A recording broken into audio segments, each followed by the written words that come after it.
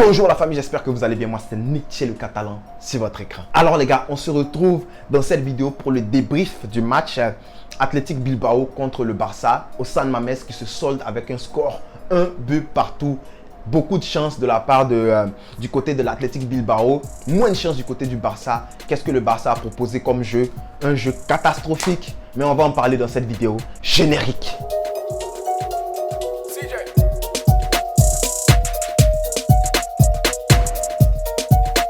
Les gars, avant de commencer rapidement le débrief, on n'oublie pas de s'abonner si ce n'est pas encore fait et d'activer la cloche de notification. Lâchez-moi un pouce bleu et dites-moi en commentaire qu'est-ce que vous avez pensé de ce match du Barça. Qui est la flop du match? Qui est le top du match côté Barça? Et on commence. Alors les gars, Koeman utilise le même line-up que la semaine dernière. Le même line-up avec lequel il avait battu les autres Basques là, la Real Sociedad. Il utilise ce même line-up là, mais différemment par rapport à la semaine dernière. Ce qu'il fait, c'est qu'il met Braithwaite à gauche et il met Memphis Depay en attaque de pointe. Du coup, Memphis Depay sera le gars qui va devoir donner dos au but pour pouvoir jouer et puis unleash les autres joueurs. Donc Braithwaite, c'est le gars qui jouera le côté gauche. Donc c'est le gars qui joue ailier sur son faux pied. Eric Garcia qui a perdu son grand-père, mais Eric Garcia est sur le terrain et je me dis que ce gars-là, ce petit-là, il a du caractère. Dans le tunnel, il avait même un grand sourire. Hein. Tu vois que le petit, c'est sûr que ça lui fait mal. Hein. On est des êtres humains. Du coup, big respect à Eric Garcia et toutes nos condoléances à Eric Garcia et sa famille. Alors la première mi-temps, quand le match commence, je vois un Athletic Bilbao qui joue différemment, vraiment différemment de la manière dont ils ont l'habitude de jouer. En fait, Athletic Bilbao venait sortir, les gars, ils sortaient pour venir presser, ils sortaient pour venir nous prendre dans notre défense. Je me disais, mais attends, les gars jouent complètement haut, ils jouent très haut. Ça m'a étonné de voir ça, mais je suppose que ça a quelque chose à voir avec le départ de Messi. Et ils savent que bon, de toute façon, on a perdu de la qualité, c'est normal. Du coup, ils veulent nous presser très haut. Mais c'est pas un problème pour le Barça parce qu'on voyait qu'on arrivait à se créer des occasions. Je veux dire, au début du match, on s'est créé une très belle occasion avec un Braithwaite qui manque l'immanquable. Je sais pas, ce que Braithwaite a raté là, tu mets n'importe qui devant le but, tu fermes les yeux, tu lui dis, écoute, les buts c'est là. Juste un tap-in, Braithwaite marque. Oui, je sais que souvent on rigole et on se moque de Ronaldo. On dit, oh Ronaldo, c'est juste les tap-in. Vous voyez les tap-in là, Braithwaite n'a pas réussi à mettre ce tap-in là aujourd'hui. Bon, certains disent que c'est par rapport à un rebond. Il y a eu un rebond, un faux rebond du ballon et tout. Il aurait dû se concentrer. Ça, c'est un manque de concentration, mais c'est comme ça que j'appelle ça. C'est juste un manque de concentration. Il s'est dit, bon, je vais la mettre, bam, il a balancé son pied, swinging inside. Paf, le ballon il est monté. Braithwaite aurait dû claquer ce but là pour qu'on soit au moins en paix. Parce que là, je vous dis, la première mi-temps, on n'a pas été en paix du tout. En fait, c'est impossible de rater ça. Comment on peut rater ça? Ça me fait tellement mal. Je suis débat en fait, je suis débat. On a Sunset qui met un ballon sur la barre et les gars, j'ai tremblé. Sunset s'est retourné, genre une seule touche, il se retourne, boum. Neto, il était déjà battu. Je l'ai vu à l'intérieur. Honnêtement, j'ai vu ce ballon-là à l'intérieur. Il y a eu Williams aussi qui a eu une occasion franche. Il y a Eric Garcia qui protégeait son ballon. Il a sneak in comme on le dit. Il a mis son pied, boum.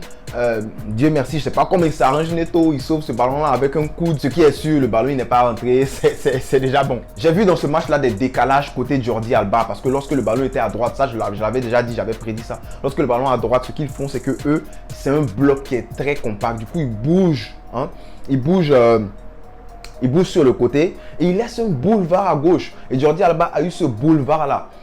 Un ballon qui a été plombé de la part de Busquets, si je ne me trompe pas, ou De Jong, mais je pense que c'est Busquets. Jordi Alba n'a pas été en mesure d'avaler, tu vois, d'avaler des kilomètres, comme on le dit, de prendre le large, tu vois, de prendre le ballon et puis d'aller balle au pied, essayer d'apporter du danger. Lui, dès qu'il a le ballon, il a amorti, il cherche quelqu'un. C'est ça le problème avec Jordi Alba. C'est pas un ailier, c'est pas un latéral moderne, c'est pas un latéral qui va venir faire des dribbles et tout. Mais il y a des décalages à trouver. Il y a eu des décalages à trouver, surtout en première mi-temps. Il y a eu des décalages. On aurait pu exploiter ces décalages-là. Si on avait un gars comme Baldé, si on avait un latéral qui t'as mis qui se souvient quoi là, le petit latéral gauche de, je vais pas, le petit latéral gauche de Liverpool là, Robertson. Tu as des gars comme ça là, ils vont avaler les kilomètres. Même David, tu avales la ligne là, tu montes avec le ballon. Mais on a un Jordi Alba qui est incapable de le faire. Voilà pourquoi on a des problèmes en fait sur le côté gauche. C'est juste les centres qui passent. Mais Jordi Alba en tout cas, lors de la première mi-temps, c'est un gars qui a sauvé. Il a sauvé un ballon. Hein. Sinon, c'était un tap-in facile pour l'équipe adverse. Eux, ils n'auraient pas raté ce tap-in là, comme Braithwaite l'a raté. Il allait marquer. Jordi Alba, il met son corps en opposition. Et puis, le gars lui marche là-dessus. Il prend une blessure en passant.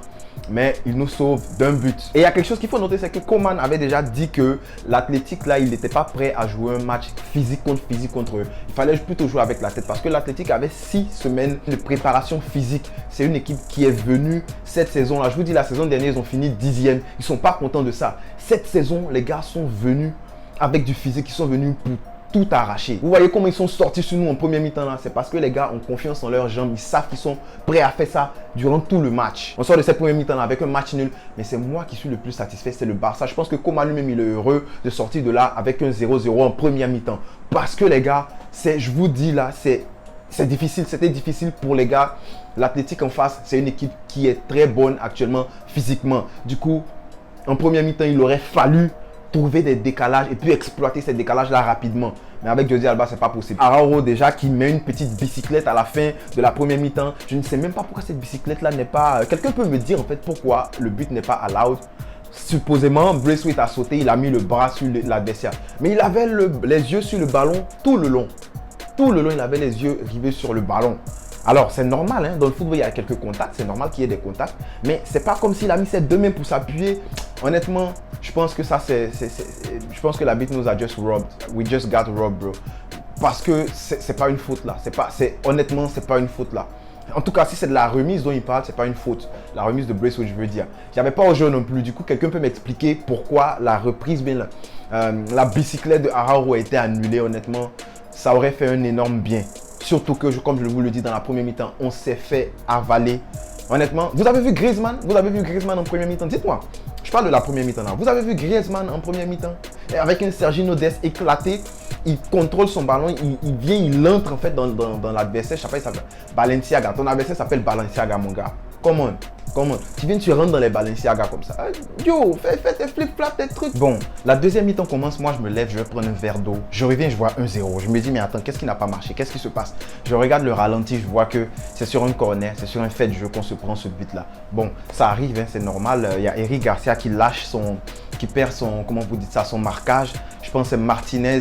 Et puis le gars qui croise vraiment sa tête, qui croise très bien sa tête. À ras de tête, c'est très difficile pour n'importe quel gardien, ça sera très difficile. Mais je vais parler rapidement de Neto. Neto, il n'est pas rassurant du tout en tant que gardien de but.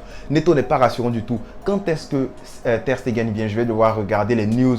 Je vais l'attendre à la hâte parce qu'on a besoin de Ter Stegen. Parce que Neto n'est pas rassurant du tout dans les relances, dans les arrêts. T'as l'impression que quand les gars sortent sur lui pour lui faire la pression, hein, t'as l'impression qu'ils vont toucher le ballon. Parce qu'il est là, il attend et puis pouf, il balance le ballon. Tu te dis, mais mon gars, faut se lancer, libère le ballon un peu plus vite. Choisis ta cible, donne le ballon rapidement. Si ça a raté, ça a raté. Mais tu attends que les gars arrivent sur toi. Pourquoi Neto? Neto a fait des relances. Il a fait une relance par contre que j'ai vu qui était très merdique. On a failli se prendre un but. Un fait à noter, les gars, c'est qu'à la 58e minute de jeu, il y avait déjà 12 corners pour l'équipe adverse. Et c'est là que je vois, c'est là que je dis que Ronald Koeman a un problème avec son effectif. On ne peut pas concéder 12 corners en 58 minutes. En fait, attends, on est qui?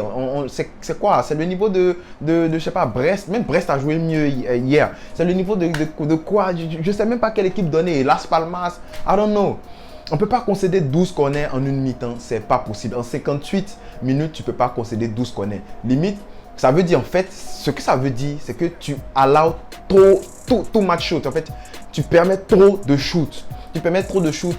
Tu laisses travailler ton gardien. Tes milieux ne descendent pas bien. En fait, il y a un problème. C'était pas assez compact côté Barça. C'est pas juste la défense. Hein. Parce que concéder des tirs, ça ne veut pas seulement dire que ta défense est nulle. Non, non, non, non, non, non. Ça veut dire plusieurs choses. Ça veut dire, ça provient même du milieu. Parce que si on est bien structuré, si on est bien placé, on ne va pas concéder, se voir en train de concéder beaucoup de tirs comme ça. C'est pas possible. Si on domine le jeu, on ne va pas concéder beaucoup de tirs comme ça. C'est pas possible. 12 corners, c'est trop. Koeman doit revoir sa stratégie. Honnêtement, parce que dans cette équipe-là, il y a du niveau. Dans cette équipe-là, il y a des joueurs qui peuvent faire quelque chose. Dans cette équipe-là, il y a du potentiel, il y a de la qualité. Koeman ne peut pas nous sortir un match éclaté au sol comme ça. C'est pas possible, franchement. Quelqu'un peut m'expliquer comment on peut sortir un match éclaté du début jusqu'à la fin comme ça? C'est pas possible. Tu sors ton attaquant Braithwaite, ton attaquant, ton 9 typique actuellement qui est en forme dans ton club et tu mets un Sergi Roberto, tu mets ce type de milieu là. Tu mets un Sergi Roberto à la place d'un attaquant pendant que tu es mené 1-0. Quelqu'un peut m'expliquer ce que ça veut dire? Parce que moi je vois, je suis de l'équipe adverse, je suis le coach de l'équipe adverse, je vois ça, je me dis direct, oh ça veut dire que le coach il veut me donner la victoire. Et c'est ça, ça veut dire que le coach veut me donner la victoire. Je sors mon attaquant, je mets un milieu. C'est pas n'importe quel milieu. T'as pas mis un gars comme Gavi qui va t'apporter des décalages, qui va t'apporter qui sort des espaces. Je sais pas, des espaces serrés qui peut en une touche de balle peut te trouver ton attaquant. T'as mis un Sergi Roberto, les gars. Sergi Roberto, c'est un joueur très moyen. Je ne veux même pas dire nul. Je ne veux pas dire nul. Tu mets un Sergi Roberto à la place de ton attaquant. Mais tu veux apporter quoi? C'est-à-dire que limite, tu passes d'un 4-3-3 à un 4-4-2 avec un milieu qui n'apporte rien offensivement, avec un milieu qui ne crée pas de décalage, qui ne crée pas de surnombre. Sergi Roberto fait quoi? Quand il a le ballon, il est sous pression, il se retourne, il donne le ballon à Busquets, il se retourne, il donne le ballon à Araujo. Sergi Roberto peut apporter quoi dans une équipe du Barça qui est menée offensivement? Répondez-moi. Offensivement, il peut apporter quoi? Mais je ne parle même pas de défensivement. Dans un milieu qui est mené. Sergi Roberto, limite, hein, si tu l'aimes trop, tu attends qu'on mène 3-0. Tu fais entrer ton Sergi Roberto, il va faire les passes en arrière. Là, on n'en disconvient pas. Mais là, on est mené. On a besoin de marquer. Tu sors ton attaquant. Tu fais entrer Sergi Roberto. Comment? Franchement, Ronald Koeman. Non, mais je suis abasourdi. Je suis dépassé. Honnêtement, je suis dépassé. Non, le gars, il est pas sérieux. De Jong à la 73e minute qui est dos au but. Mais il essaie quelque chose. Il essaie, tu sens que c'est une frappe de désespoir. Il touche la barre. Ça me rassure. Ça me dit que on peut peut-être sortir quelque chose de ce match-là. Même si on est dominé, on est éclaté au sol, on peut peut-être gagner ce match-là quand De Jong touche la barre. Et je ne mens pas. Je ne mens pas. Je suis peut-être proche de la réalité quand je dis on peut gagner ce match. Mais au moins 2 minutes après, on voit que Memphis Depay foudroie le gardien. Il foudroie le gardien complètement. Et je pense que c'est une remise de De Jong. C'est une remise de De Jong. C'est une contre-attaque de De Jong qu'il foudroie le gardien. Pied gauche, lucarne, premier poteau. Non, mais ce gars-là, c'est là que tu vois la qualité dans le joueur. Il a raté une occasion pareille après, presque pareille après, mais je lui pardonne, ça n'y a pas de problème. Alors après cela, je suis en train de crier sur Twitter. Pour ceux qui ne suivent pas encore mon compte Twitter, allez voir. Je suis là, je crie, je dis mais attends, comment? Tu sors d'Escan. Je demande que Dest sorte. Pourquoi? Parce qu'il y a une contre-attaque.